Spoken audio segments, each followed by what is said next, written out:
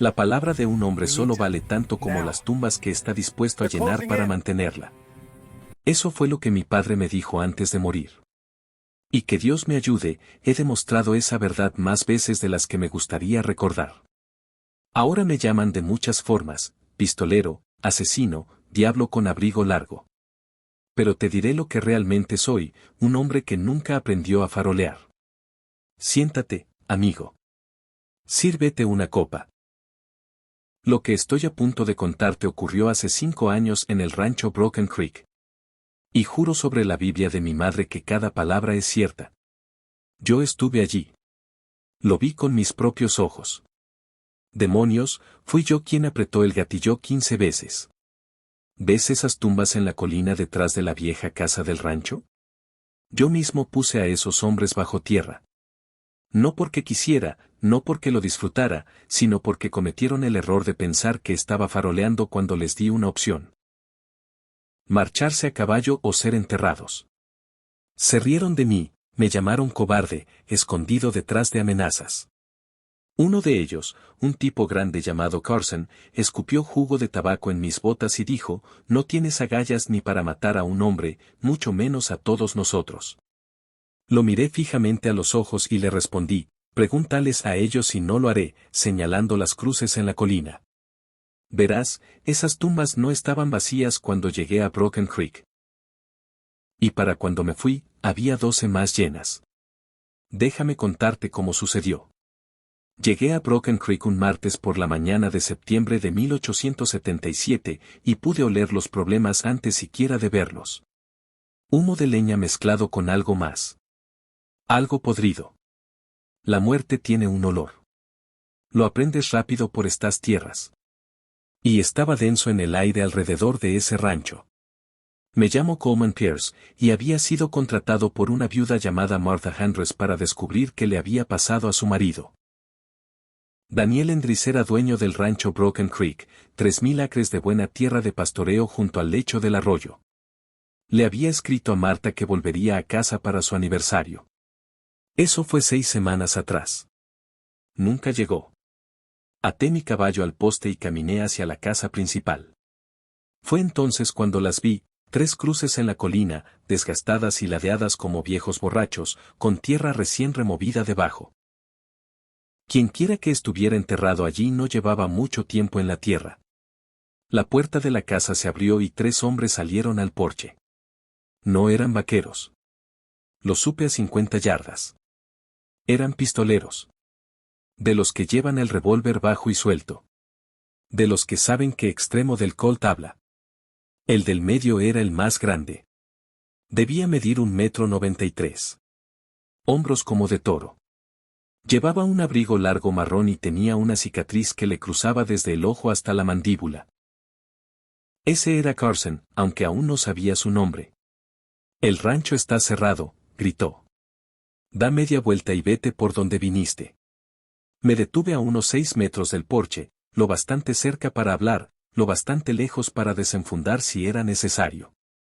Busco a Daniel Andres. Su esposa me contrató para encontrarlo. Los 3 se miraron y rieron. No eran risas amistosas, sino las risas de hombres que comparten una broma privada sobre violencia. Andres no está aquí, dijo Carson. Ahora lárgate antes de que tengas que buscarte a ti mismo. Señalé la colina con la cabeza. ¿Esas tumbas de allá arriba, son recientes? ¿Qué tiene eso que ver contigo? Solo tengo curiosidad por saber a quienes han estado enterrando ustedes, muchachos. Carson escupió jugo de tabaco. Entonces vi la mancha marrón en sus dientes. Vagabundos, ladrones, hombres que no sabían cuándo marcharse. Lo miré directo a los ojos. No me iré hasta que encuentre a Daniel Andres. Entonces los otros 2 avanzaron, con las manos acercándose a sus armas. Carson levantó la mano y los detuvo. Era el líder, el que tomaba las decisiones. Tienes una opción, forastero, dijo. Márchate ahora o te plantamos junto a los demás. Sonreí. Y esa sonrisa siempre ponía nerviosos a los hombres. No, respondí. La opción la tienen ustedes. Díganme dónde está Endris, o los pondré a todos bajo tierra. Deberías haber visto sus caras cuando dije eso. Carson echó la cabeza hacia atrás y se rió tan fuerte que casi se le cae el sombrero. Los otros dos se unieron, dándose palmadas en las rodillas como si acabara de contar el chiste más gracioso que habían oído en su vida. ¿Oyeron eso, muchachos? Jadeó Carson. Este flacucho rastreador cree que va a acabar con los tres. El hombre a la izquierda de Carson, flaco, con una cicatriz de cuchillo en la garganta, se secó las lágrimas de los ojos. Señor, no sé quién se cree que es, pero... ¿Coleman Pierce? La risa se cortó como si hubiera disparado. No soy hombre que se enorgullezca de su reputación. Pero aquí fuera, la reputación te mantiene vivo más tiempo que un saque rápido. Esos tres habían oído hablar de mí. Lo vi en cómo cambiaron sus caras. En cómo sus manos dejaron de moverse y se quedaron quietas. Carson fue el primero en recuperarse. Oí que estabas muerto. Que te mataron a tiros en Tombstone. Oíste mal. Aunque seas quien dicen, Pierce. Dijo el del cuello cicatrizado, con la voz ya nerviosa, somos tres. No eres tan bueno. Miré a cada uno por turno, estudié sus ojos, su postura, cómo llevaban sus armas. Se puede saber mucho de un hombre por cómo lleva su revólver. Carson lo llevaba bajo y atado. Era rápido. El de la cicatriz en la garganta tenía la funda mal colocada. Sería lento al desenfundar. El tercero, el más bajo, con bigote de manillar negro, tenía la mano demasiado cerca del arma, nervioso, gatilló fácil. He enfrentado peores probabilidades, dije. Y era cierto. 5 hombres en Abilene, 4 en Santa Fe. Pero no se lo dije. La sonrisa de Carson se desvaneció. Estás faroleando. Ningún hombre en su sano juicio desafía a 3 armas. Entonces señalé las 3 tumbas en la colina con sus cruces desgastadas. Pregúntales a ellos si faroleo. El silencio que siguió fue espeso como melaza. Un halcón gritó en lo alto. El viento levantó polvo entre nosotros. Esas tumbas. Dije, manteniendo la voz fría y nivelada, están recientes porque ustedes mataron a quien quiera que haya ahí dentro. Y apuesto a que uno de ellos es Daniel Andrus. Así que esto es lo que va a pasar, pueden decirme la verdad ahora mismo, marcharse del rancho y vivir para ver el amanecer. O pueden seguir mintiendo, sacar sus armas y yo cavaré 3 agujeros más junto a esas cruces. La mandíbula de Carson se tensó. Su mano flotó sobre su pistola. No sabes con quién estás tratando, Pierce. Lo mismo digo. El del bigote fue el primero en quebrarse. Su mano bajó hacia su arma. Y supe en ese instante que se había acabado el tiempo de hablar, en un tiroteo, el tiempo se ralentiza. He oído a hombres intentar explicarlo, pero no lo entiendes de verdad hasta que lo has vivido. Todo se vuelve cristalino. Cada respiración, cada movimiento, cada latido retumbando en tus oídos. La mano del bigote era rápida, le doy eso. Sus dedos se cerraron alrededor de la culata de su colt y ya lo tenía a medio sacar de la funda antes de que mi mano siquiera se moviera. Pero a medio camino no basta. Mi saque fue limpio.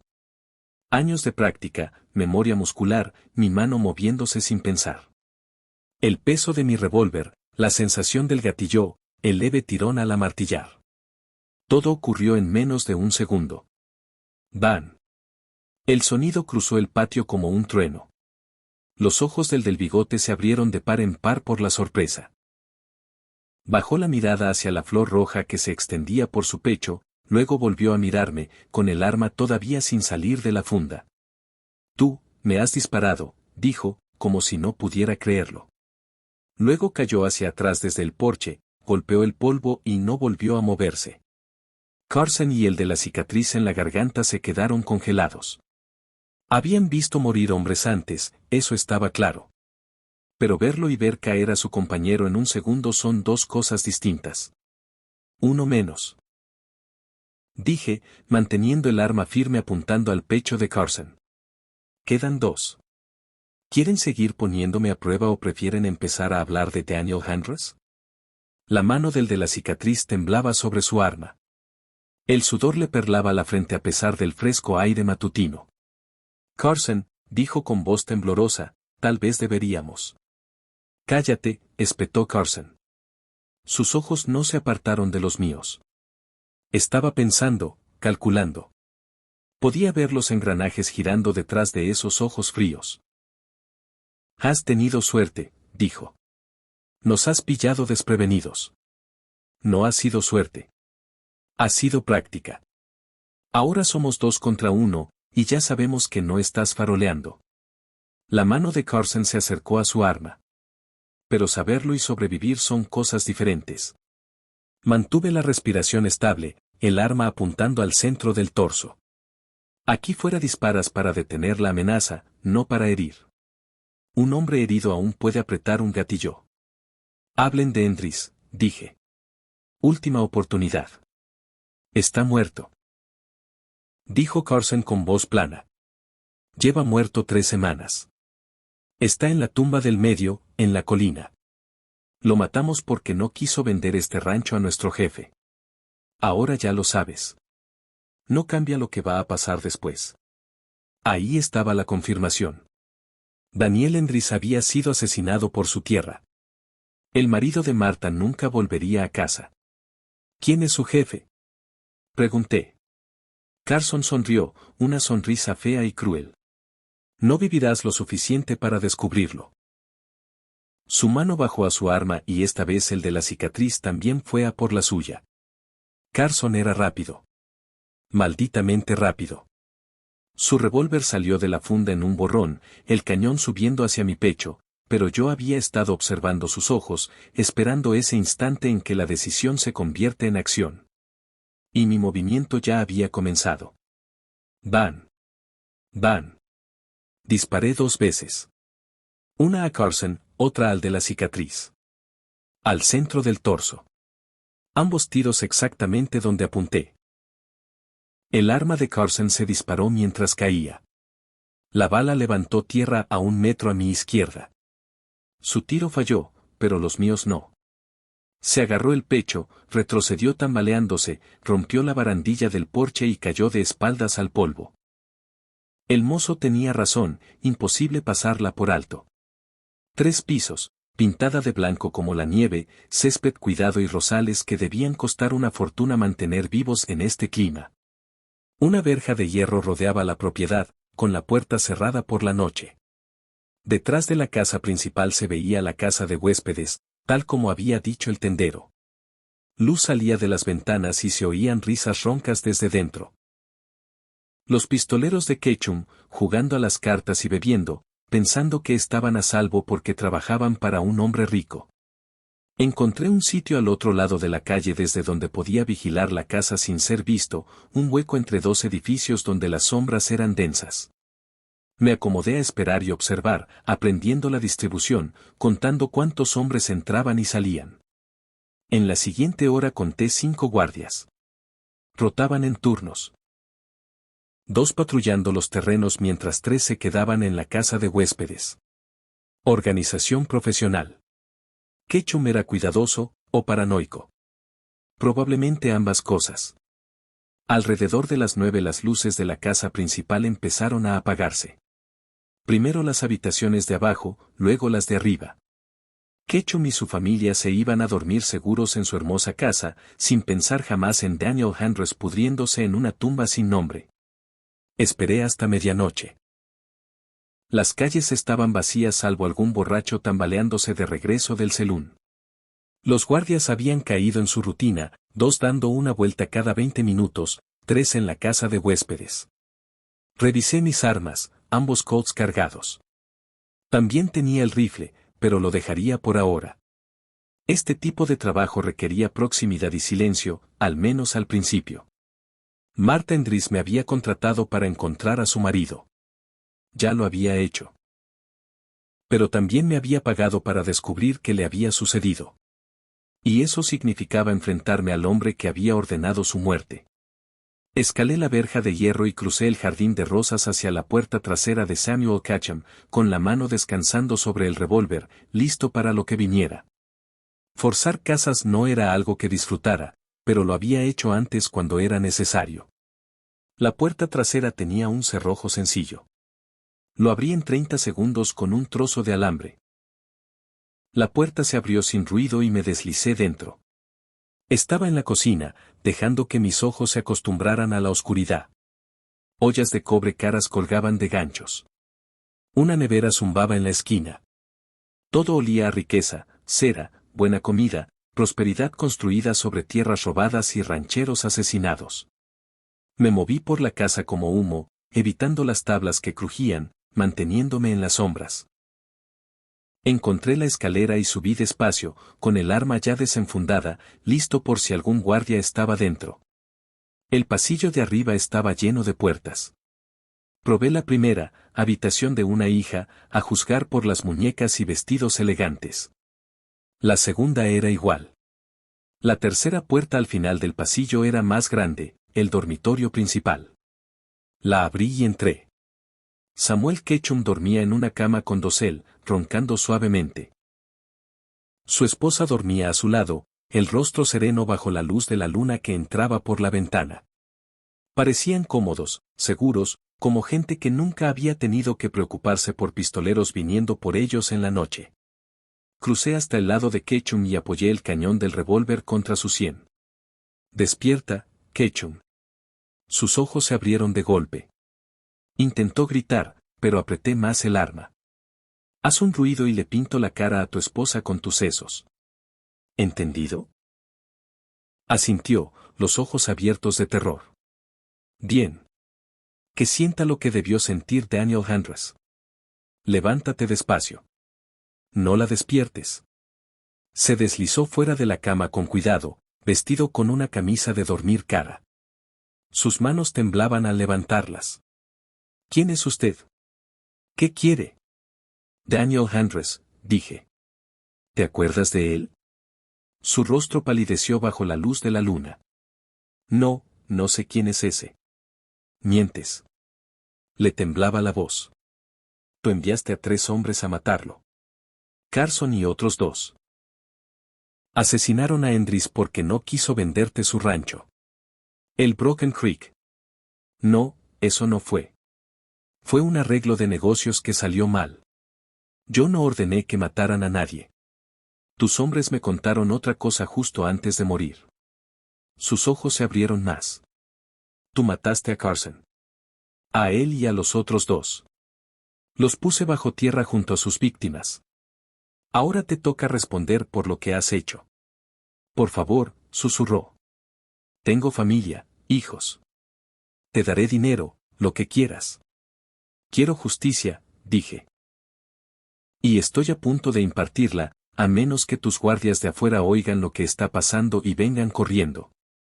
Así que empieza a hablar rápido de todos los demás rancheros que has mandado matar». El rostro de Ketchum estaba empapado en sudor, todo su cuerpo temblaba. Los hombres ricos no están acostumbrados a tener un revólver contra la cabeza. Están acostumbrados a enviar a otros a hacer la violencia. «¿Cuántos?», exigí. «¿Cuántos rancheros mandaste matar?». «Nunca. Yo no maté a nadie personalmente». Amartillé el revólver. El clic resonó fuerte en el dormitorio silencioso. «No juegues con las palabras conmigo». «¿Cuántos?». «6», susurró. 6 rancheros que no quisieron vender. Pero yo no apreté el gatillo. Solo le dije a Carson lo que necesitaba. 6 familias destruidas para que pudieras robar sus tierras. No era robar. Les ofrecí precios justos. Se negaron. Necesitaba esa tierra para completar mi monopolio del agua. El futuro del valle depende de una distribución controlada del agua y... ¿Y decidiste que el asesinato era una práctica comercial aceptable? Su esposa se movió en la cama. Los 2 nos quedamos inmóviles. Ella se dio la vuelta, aún dormida, y se acomodó de nuevo. Los ojos de Ketchum miraron hacia ella y volvieron a mí. «¿Qué quieres?». Preguntó con voz apenas audible. Dime tu precio. Pagaré lo que sea. $1000. 5000. ¿Quieres el rancho Broken Creek? Tómalo. Firmo la escritura ahora mismo. No quiero tu dinero ni tu tierra. Quiero que enfrentes lo que has hecho. Por favor, mis hijas, solo son niñas. ¿Qué les pasará si? ¿Lo mismo que le pasó a la esposa de Daniel Andrews? La convertiste en viuda. Esos 6 rancheros que mandaste matar también tenían familias. Las piernas de Ketchum flaquearon. Pensé que se iba a desplomar. ¿Qué vas a hacer? Buena pregunta. Había llegado allí planeando matarlo. Así de simple. Meterle una bala en la cabeza y marcharme. Pero viéndolo ahora, temblando en su camisa de dormir cara, aterrorizado por la violencia que tan fácilmente había ordenado para otros, matarlo me parecía demasiado fácil. Esto es lo que va a pasar, dije. Mañana por la mañana irás al sheriff. Confesarás haber ordenado esos asesinatos. Nombrarás a cada ranchero, cada detalle. Te asegurarás de que sus familias recuperen sus tierras o reciban compensación. El sheriff es mi amigo. No lo hará. Entonces iremos al Marsal Territorial. O a los periódicos. O clavaré tu confesión en la puerta de la iglesia para que todo el pueblo la lea. De una forma u otra, la verdad saldrá. Probablemente te ahorquen. O tal vez te den cadena perpetua. De cualquier modo, pagarás por lo que has hecho. ¿Y si me niego? Apreté más el cañón contra su sien. Entonces te mato aquí mismo y le contaré a todo el pueblo exactamente por qué. Tu esposa despertará y te encontrará muerto. Tus hijas crecerán sabiendo que su padre era un asesino que tuvo lo que merecía. Abrió la boca para responder. Y entonces la puerta del dormitorio se abrió de golpe y uno de sus guardias irrumpió, arma en mano. El guardia era joven, tal vez 25 años, con ojos rápidos y un saque más rápido aún. Su revólver subió mientras asimilaba la escena, yo con la pistola en la cabeza de su jefe. «Suelta el arma», gritó. «Suelta o disparo». Giré y disparé en un solo movimiento. El arma del guardia salió volando de su mano cuando mi bala le alcanzó el hombro. Gritó y cayó contra el marco de la puerta, agarrándose la herida. La esposa de Ketchum despertó con un alarido que podría haber despertado a los muertos. Me vio el arma y empezó a gritar pidiendo ayuda. Ketchum se lanzó hacia mi revólver, la desesperación volviéndolo valiente. Le golpeé con el cañón en la sien. Cayó como piedra, inconsciente antes de tocar el suelo. Toda la casa estalló. Oí gritar a las hijas, pasos pesados subiendo la escalera. Más guardias viniendo. El herido en la puerta intentaba alcanzar su arma caída con la mano buena. Le pateé el revólver lejos y corrí al pasillo. 2 guardias subiendo las escaleras a la carga, armas desenfundadas. Disparé 2 veces. Van. Les obligué a buscar cobertura. Astillas volaron de la barandilla donde impactaron mis balas. Corrí hacia la parte trasera de la casa, hacia una ventana que había visto antes. Detrás de mí, los guardias gritaban. La esposa de Ketchum chillaba. Probablemente todo el vecindario se estaba despertando. Atravesé una ventana de un dormitorio de un salto, el vidrio explotando hacia afuera, y caí rodando al suelo. Me puse de pie corriendo, esprintando por el césped hacia la verja de hierro. Van. Las balas levantaban tierra detrás de mí. Salté la verja, sentí que mi abrigo se enganchaba y se rasgaba, aterricé en la calle corriendo. Más disparos me siguieron, pero ahora me movía entre sombras, zigzagueando entre edificios, poniendo distancia entre la mansión de Ketchum y yo. Mi plan se había ido al infierno. Había pretendido forzar una confesión, llevar a Ketchum ante la justicia por la vía legal. Pero ahora había invadido su casa, lo había dejado inconsciente, había disparado a uno de sus guardias y había iniciado un tiroteo en medio del barrio más rico de Prescott. Todo el pueblo me estaría persiguiendo al amanecer. Llegué a la caballeriza, pagué al mozo el doble para que guardara silencio, ensillé lo más rápido que pude. Detrás de mí se oían gritos, silbatos, los vigilantes nocturnos reuniéndose para cazar al intruso. Salí de Prescott al galope, hacia el sur, en la oscuridad. Mi plan estaba en ruinas. Ketchum seguía libre, seguía poderoso, y ahora me había convertido en enemigo del hombre más rico del territorio. Pero tenía una cosa a mi favor, había visto el miedo en los ojos de Ketchum. Sabía que alguien había ido por él. Sabía que su dinero y sus pistoleros no lo habían mantenido a salvo. Y ahora pasaría el resto de su vida mirando por encima del hombro, preguntándose cuándo volvería a terminar lo que había empezado. Cabalgué duro toda la noche, poniendo millas entre Prescott y yo. Al amanecer estaba a 30 kilómetros al sur, en terreno accidentado donde las mesetas se alzaban como mesas gigantes del suelo del desierto. El de la cicatriz nunca llegó a disparar. Cayó pesadamente, su arma repiqueteando sobre las tablas del porche. Intentó arrastrarse hacia ella, la sangre extendiéndose debajo de él, pero se desplomó boca abajo tras 2 pasos y quedó inmóvil. El humo de la pólvora flotaba entre nosotros. Mis oídos zumbaban por los disparos. Mi corazón latía con fuerza, pero mis manos estaban firmes. Esa es la diferencia entre un pistolero y un asesino, los pistoleros mantienen la calma cuando vuelan las balas. Me acerqué a Carson. Aún estaba vivo, apenas. La sangre burbujeaba en sus labios. Sus ojos encontraron los míos, llenos de dolor y algo más. Sorpresa, tal vez. ¿Arrepentimiento? Tu jefe, dije, arrodillándome junto a él. Dame un nombre. Tosió, rociando rojo desde su boca. Samuel Ketchum, es dueño del banco en Prescott. Cada palabra era un esfuerzo. Quería esta tierra por los derechos del agua. ¿Por qué mataron a Endris? No quiso vender. Dijo que moriría antes que venderle a Ketchum. La risa de Carson se convirtió en otra tos. Cumplió su palabra. Y yo la mía, respondí. Te dije que te pondría bajo tierra. Los ojos de Carson se quedaron vidriosos. Su respiración se entrecortó 1, 2 veces, y se detuvo. Le cerré los ojos, hasta los pistoleros merecen eso, y me puse de pie. Los 3 estaban muertos. 3 hombres que no conocía esa misma mañana, ahora tendidos en el polvo porque eligieron las balas antes que la verdad, porque alguien llamado Samuel Ketchum quería este rancho lo suficiente como para matar por él. Miré hacia la colina, a esas 3 tumbas. Daniel Endris estaba allí arriba, un buen hombre según todos los relatos, un marido que le había escrito a su esposa sobre volver a casa para su aniversario. Ahora todo lo que Marta recibiría sería el cierre y un cuerpo para enterrar como se debe. El sol había subido más alto, calentando la mañana. Los pájaros volvieron a cantar.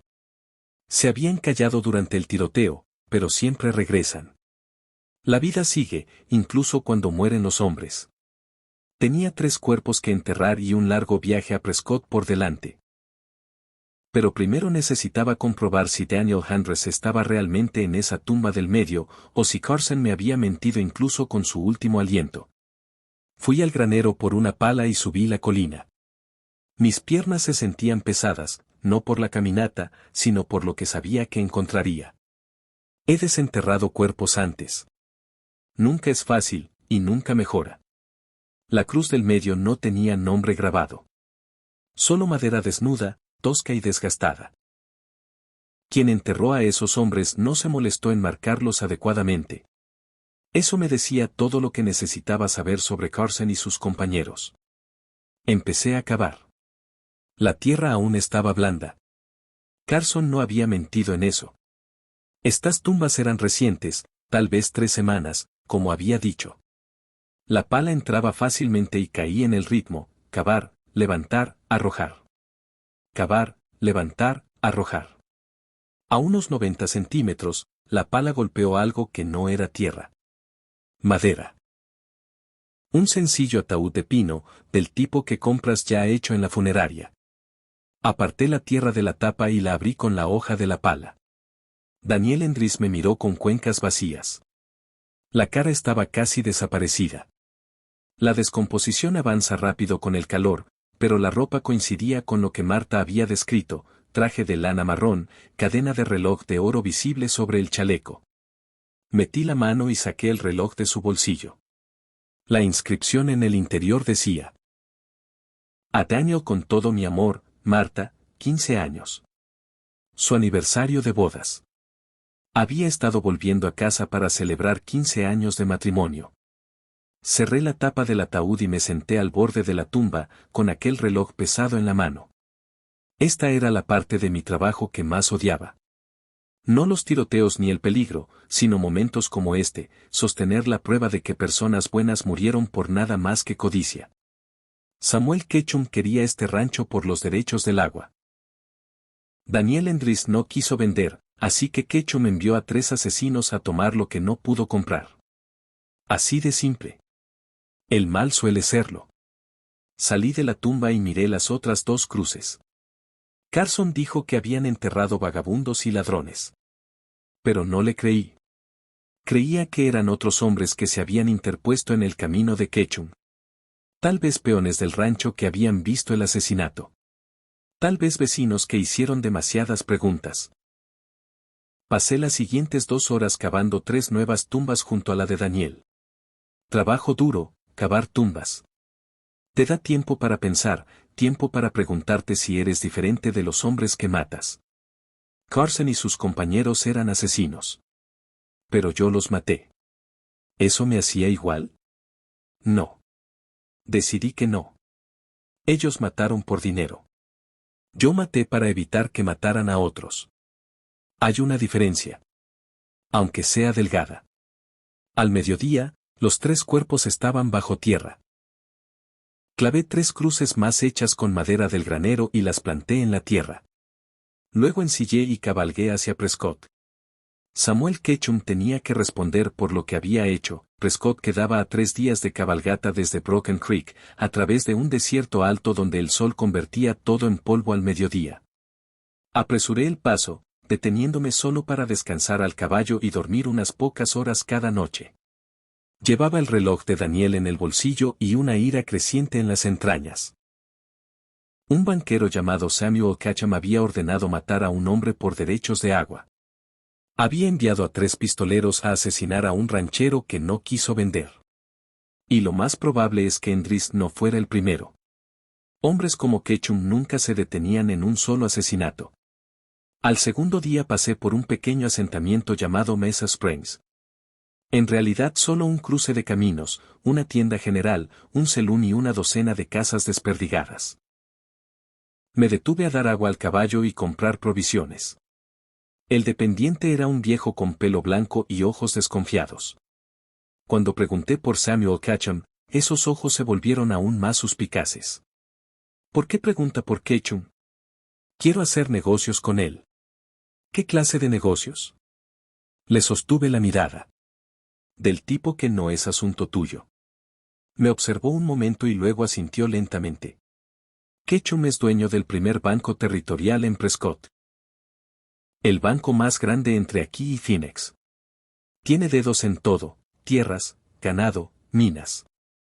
Hombre rico. Hombre poderoso. ¿Siempre ha sido rico? No. Hace 5 años era solo otro banquero. Luego empezó a adquirir tierras, muchas. La gente decía que estaba comprando ranchos para consolidarlos en una gran operación ganadera. Algunos vendieron voluntariamente, otros. Se calló, incómodo. ¿Otros qué? El viejo bajó la voz. Otros desaparecieron, tuvieron accidentes o decidieron vender después de todo, normalmente justo antes de que les pasara algo malo. ¿Entiende lo que quiero decir? Lo entendí perfectamente. Samuel Ketchum estaba construyendo un imperio a base de amenazas y asesinatos. Daniel Endris había sido solo la última víctima. ¿Tiene familia? Mujer y 2 hijas. Vive en una gran casa al norte del pueblo. Va a la iglesia todos los domingos. Dona al orfanato. Forma parte del consejo municipal. Pilares de la comunidad, los Ketchum, dijo con sarcasmo. Hombres como él suelen tener protección. Oh, la tiene. Pistoleros contratados rodeándolo. 4 o 5. Dicen que se alojan en la casa de huéspedes detrás de la mansión. Tipos duros, del tipo que hacen lo que Ketchum necesite que hagan. Compré mis provisiones, cecina, galleta dura, munición, y me dispuse a marcharme. El viejo me detuvo en la puerta. Señor, no sé qué negocios tiene con Ketchum, pero yo me lo pensaría 2 veces antes de enfrentarme a él. Tiene dinero, influencia y suficientes asesinos a sueldo como para hacer desaparecer problemas. Me toqué el ala del sombrero. Gracias por el aviso. El problema, dije mientras salía, es que yo soy el tipo de problema que no desaparece fácilmente. Llegué a Prescott al atardecer del tercer día, justo cuando el sol empezaba a esconderse detrás de las montañas. Era un pueblo de verdad. Edificios de ladrillo, calles empedradas, farolas de gas que empezaban a encenderse. El tipo de lugar donde la civilización había echado raíces y empujado hacia atrás la frontera. El primer banco territorial estaba en la calle principal, un edificio de piedra de 2 pisos con el nombre de Samuel Ketchum pintado en letras doradas sobre la puerta. Las ventanas estaban a oscuras. El banco había cerrado por el día. Mejor. No quería testigos para lo que venía. Dejé el caballo en la caballeriza y le pregunté al mozo por la casa de Ketchum. Señaló hacia el norte, la zona rica del pueblo. Casa grande con contraventanas verdes. No tiene pérdida. Tiene una verja de hierro alrededor. Le pagué extra para que cuidara bien al caballo y olvidara que me había visto. Luego caminé por las calles crepusculares hacia la mansión de Ketchum. Pero no estaba solo. A media mañana vi polvo en mi rastro, jinetes, varios caballos moviéndose rápido. Ketchum había enviado hombres tras de mí, probablemente ofreciendo una recompensa lo bastante grande como para que todo pistolero del territorio se interesara. Apreté más al caballo, pero ya estaba cansado por la cabalgata nocturna. Los perseguidores venían frescos y ganaban terreno sin parar. Con el catalejo conté 6.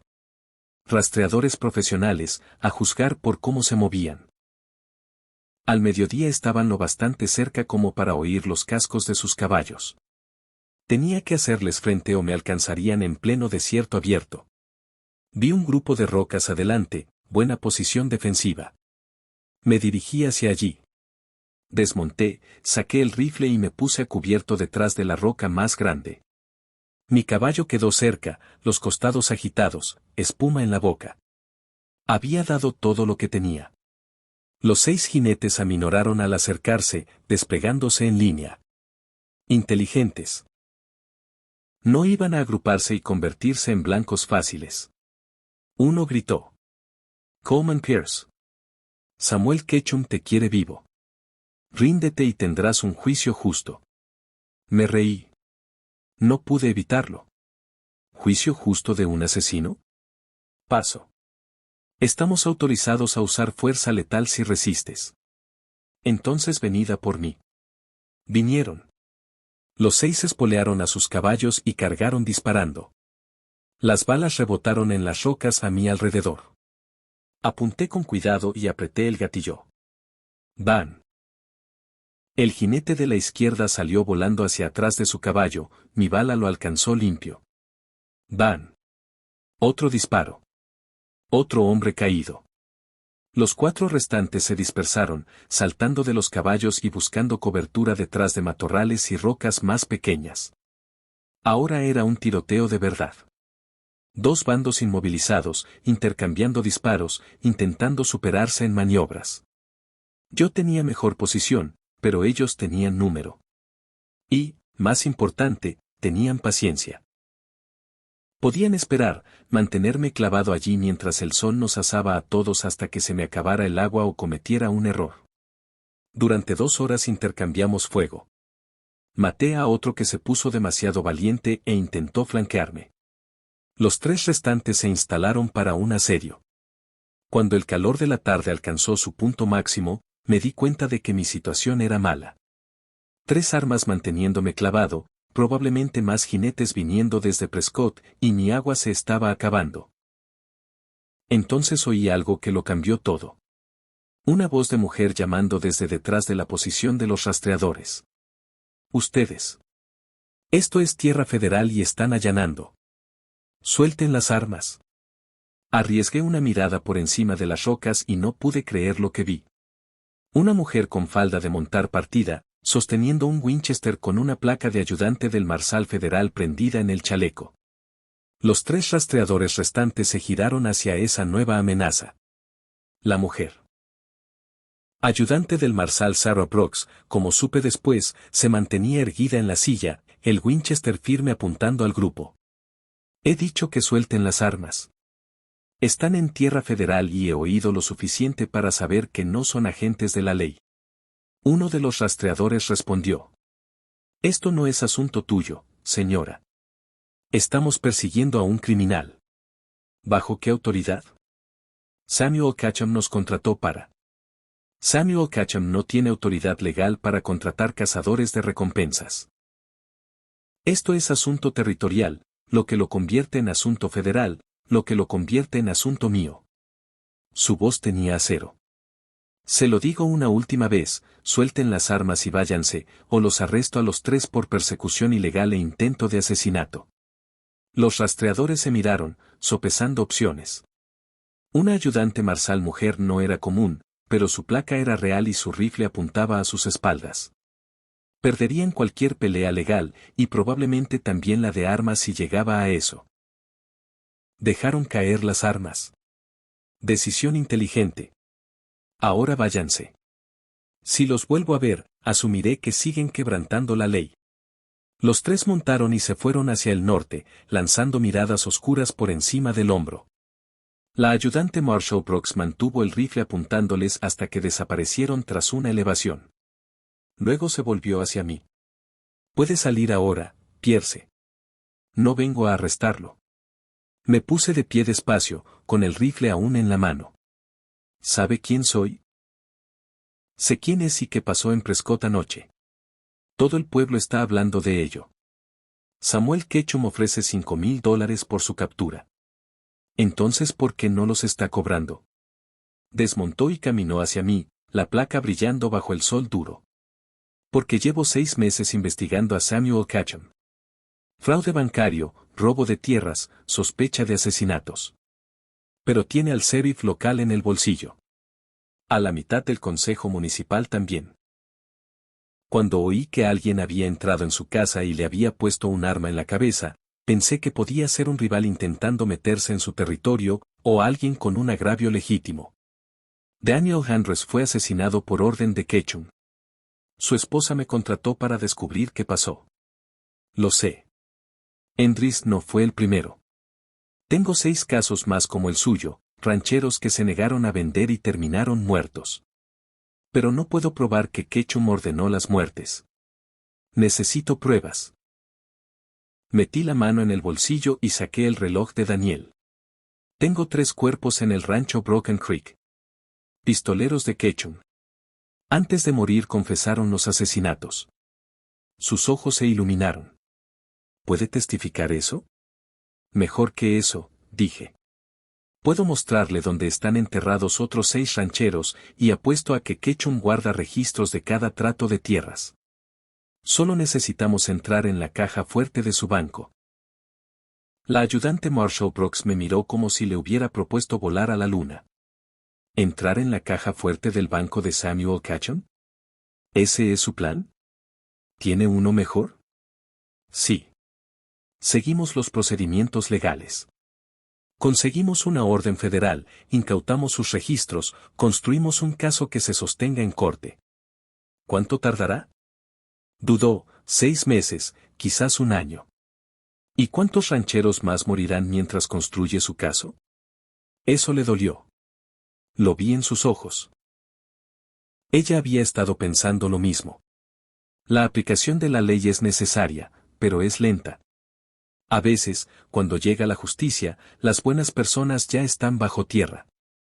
Aunque pudiéramos entrar en la caja fuerte, dijo, Ketchum alegaría que cualquier prueba fue obtenida ilegalmente. Caso desestimado. No si usted consigue la orden primero. Entonces yo entro, encuentro la prueba, y usted la descubre durante su registro legal. Es lo más loco que he oído en mi vida. ¿Funcionará? Se quedó callada un largo momento, mirando el horizonte del desierto. Luego suspiró. Podría, pero usted correría todo el riesgo.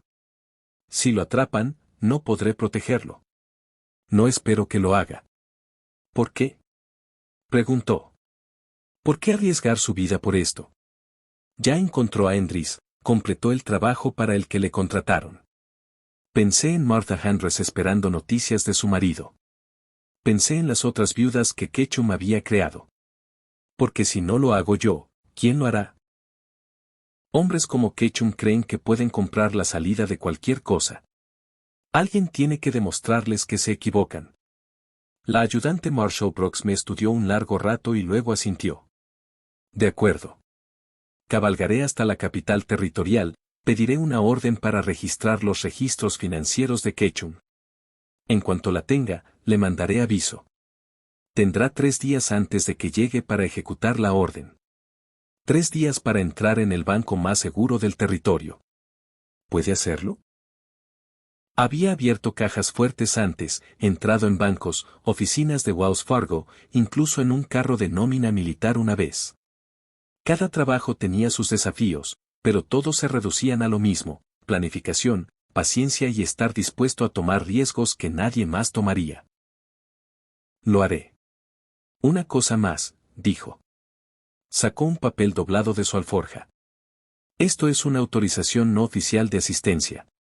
Dice que trabaja en nombre de la Oficina del Marshal Federal en capacidad investigativa.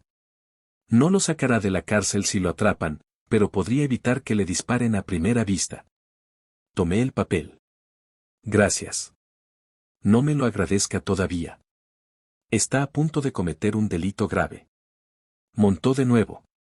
Buena suerte, Pierce. Y trate de no matar a nadie más. Los muertos no pueden testificar. Cabalgó hacia el este, hacia la capital territorial, dejándome solo en el desierto con 3 días para planear el trabajo más peligroso de mi vida. 3 noches después, estaba en el callejón detrás del primer banco territorial, estudiando las debilidades del edificio.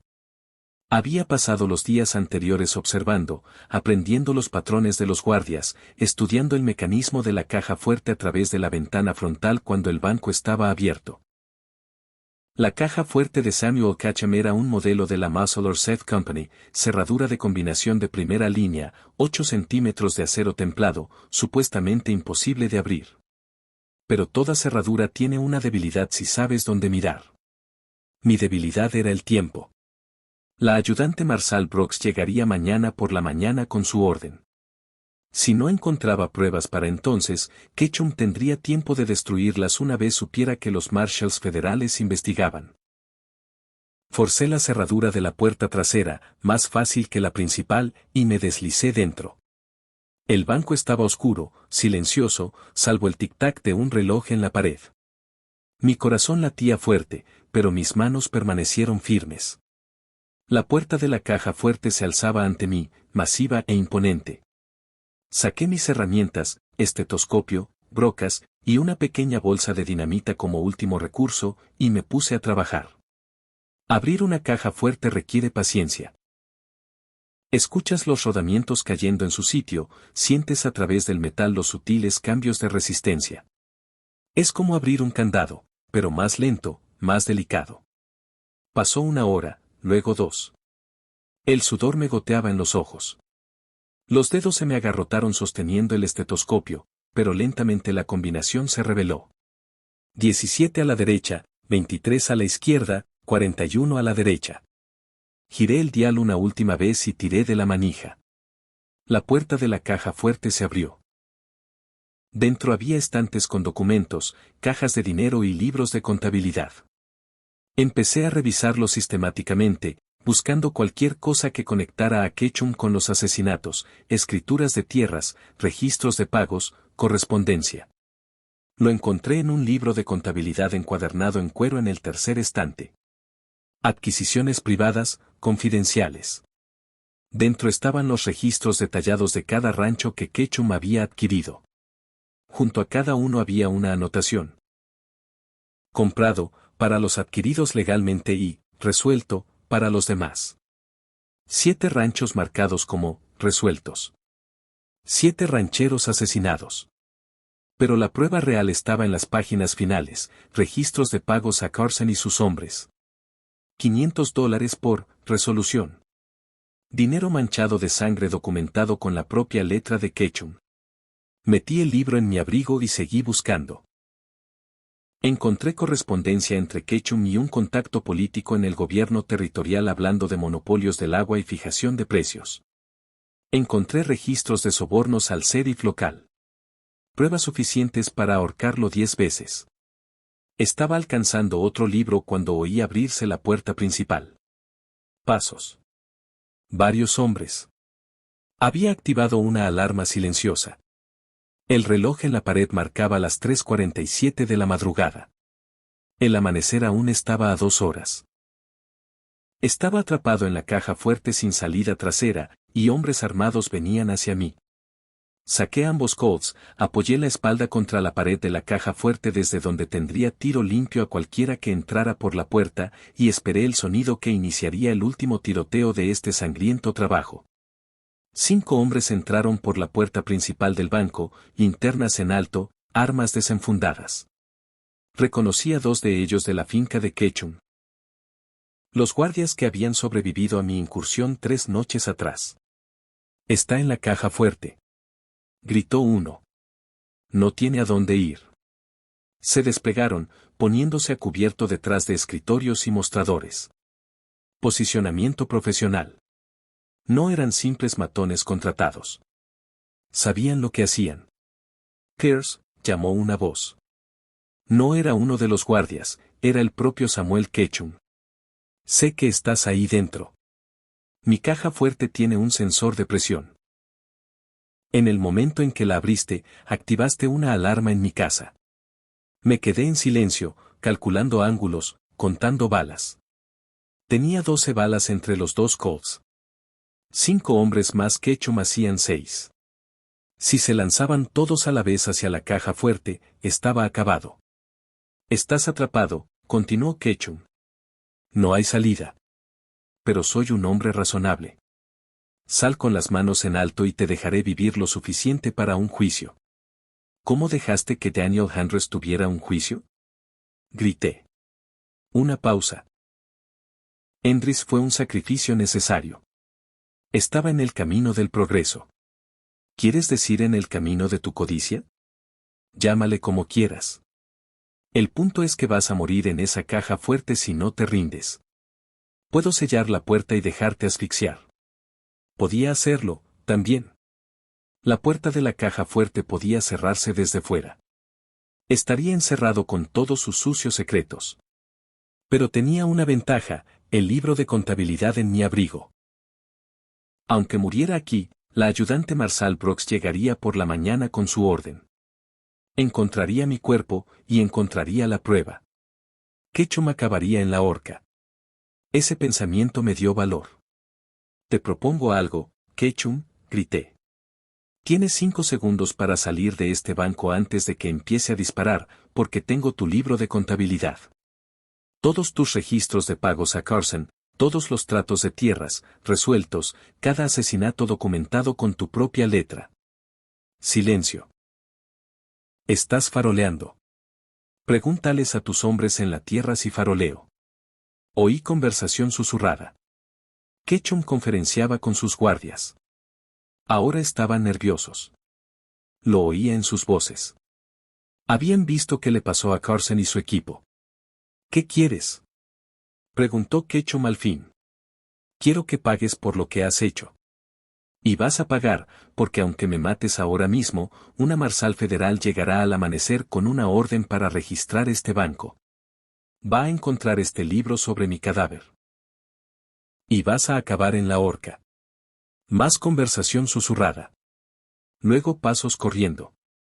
Los guardias se marchaban, abandonando a Ketchum. Hombres inteligentes. Oí maldecir a Ketchum. Oí sus pasos retrocediendo hacia la puerta. Y entonces oí un último sonido, el chasquido seco de un rifle desde fuera del banco, y el grito de Ketchum cuando la ayudante Marshall Brooks anunció su llegada temprana. La ayudante Marshall Brooks había llegado un día antes, sospechando que Ketchum podría intentar algo. Cuando vio luces en el banco a las 4 de la mañana y oyó voces, supo qué estaba pasando. Su disparo no mató a Ketchum, solo lo hirió en la pierna, lo suficiente para derribarlo. Para cuando salí de la caja fuerte, ya lo tenía esposado, la sangre empapando sus caros pantalones. ¿Está bien?, me preguntó. Mejor que él. Registramos el resto de la caja fuerte juntos, ahora legalmente, y encontramos aún más pruebas de las que había descubierto originalmente. El gobierno territorial actuó rápido una vez que vieron lo que habíamos destapado. Ketchum fue juzgado por 6 cargos de asesinato, múltiples cargos de fraude, soborno y conspiración. Lo ahorcaron 4 meses después, todavía protestando su inocencia, todavía creyendo que su dinero debería haberlo salvado. Las tierras fueron devueltas a las familias de los rancheros asesinados. Martha Enrich recibió el cuerpo de su marido para darle sepultura como correspondía y pudo quedarse con el rancho Broken Creek. Me agradeció entre lágrimas y me pagó el resto de lo que me debía. Pero el verdadero pago fue saber que esas tumbas sin nombre en la colina finalmente habían recibido justicia. Ahora soy un viejo contándote esta historia desde el porche de mi casa en el territorio de Arizona. Han pasado 5 años, pero recuerdo cada detalle como si fuera ayer. Cada disparo, cada tumba cavada, cada decisión tomada. La gente todavía me pregunta si me arrepiento de haber matado a esos hombres. Les digo la verdad, me arrepiento de que fuera necesario. Pero no me arrepiento de haber hecho lo que había que hacer.